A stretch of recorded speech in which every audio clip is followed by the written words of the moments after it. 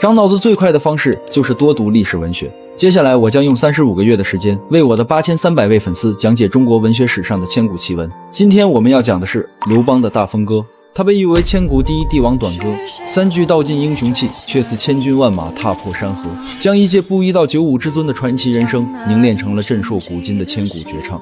它就是汉高祖刘邦的大风歌，一句大风起兮云飞扬，吹过了2000多年的岁月长河，至今仍在华夏大地上回荡着英雄的气魄与帝王的孤寒。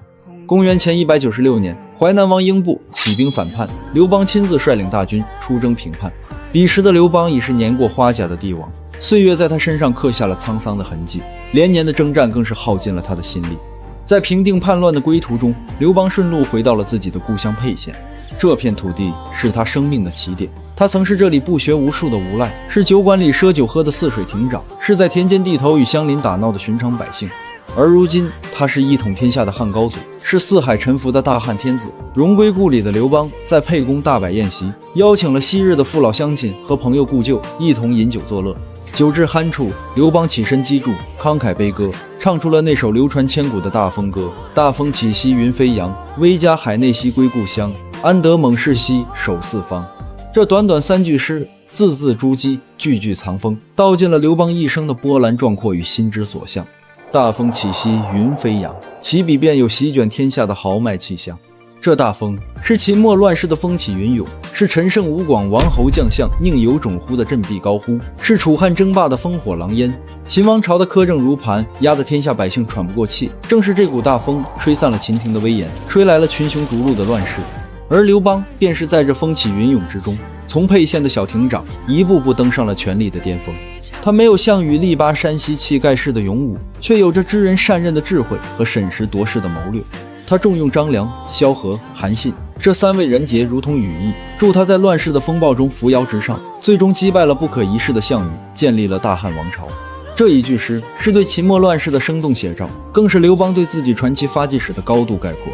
威加海内兮归故乡是刘邦人生最巅峰的高光时刻，威加海内4字道尽了帝王的无上权威。四海平定，天下归心。昔日那个被乡人轻视的刘季，如今已是万人敬仰的天子。荣归故里是无数游子的终极梦想，更何况是一位帝王。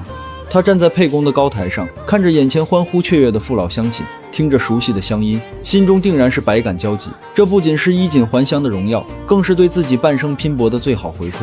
他以帝王之尊与乡邻同乐，把酒言欢。这一刻，他不再是那个高高在上的君主，而是那个重情重义的沛县子弟。然而，在这份荣耀的背后，也藏着一丝不易察觉的骄傲与感慨。他深知，这份威加海内的成就，是用无数将士的鲜血和生命换来的，是历经了无数次生死考验才得到的。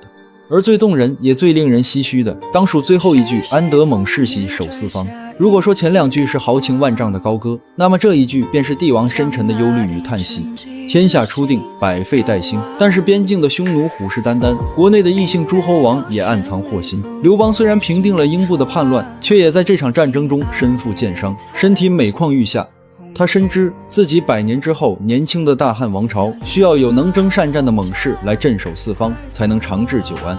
安得猛士的追问，是一位帝王对国家前途的深切考量，更是他英雄暮年的孤独与无奈。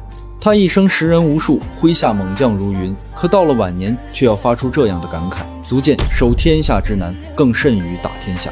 刘邦的大风歌没有华丽的辞藻，没有繁复的章法，却有着直击人心的力量。它不像文人墨客的诗词那般含蓄蕴藉，却有着独属于帝王的雄浑气魄与家国情怀。这首诗是刘邦一生的缩影，更是大汉王朝的精神图腾。从一介布衣到一代帝王，刘邦的人生充满了传奇色彩。他的成功绝非偶然，他有着常人难以企及的胸襟和格局，能够容纳不同的人才，能够听取逆耳的忠言。他懂得水能载舟，亦能覆舟的道理。在统一天下后，采取了休养生息的政策，轻徭薄赋，与民同乐，为大汉王朝的繁荣奠定了坚实的基础。而大风歌正是他这种胸襟与格局的集中体现。2000多年过去了，刘邦的身影早已淹没在历史的尘埃之中，但那首大风歌却依然在岁月的长河中熠熠生辉。它让我们看到了一位帝王的豪情与悲凉，也让我们读懂了一个王朝的崛起与担当。或许这就是中国古代文学的魅力，一首短短的诗歌便能穿越1000年的时光，让我们与古人对话，感受他们的喜怒哀乐，领略他们的智慧与胸襟。而刘邦的大风歌也正是以这样一种朴素而雄浑的方式，在文学史上留下了浓墨重彩的一笔，成为了中华民族永不磨灭的文化记忆。当我们再次吟诵起大风起兮云飞扬时，依然能感受到那份席卷天下的豪迈，依然能体会到那份英雄暮年的叹息，这便是大风歌的永恒魅力。